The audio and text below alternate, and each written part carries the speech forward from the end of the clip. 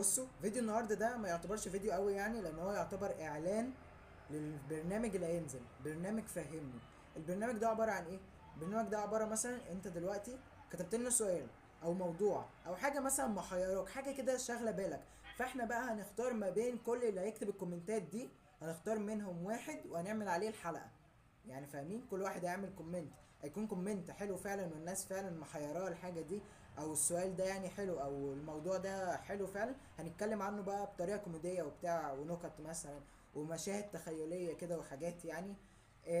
البرنامج مش هيبقى ممل خالص، بالعكس ده هيبقى محمس جدا. هيملي اوقات فراغك، حتى يعني لما تاخد بريك مثلا من المذاكره او حاجه، الفيديو ده حرفيا يعني البرنامج حلو جدا، يعني هيخليك مبسوط من جواك حتى. فاحنا دلوقتي لسه ما عملناش الحلقه الاولى ونزلناها من البرنامج عشان ما فيش مواضيع لسه جت في دماغنا، فقلنا نعمل فيديو ده كاعلان.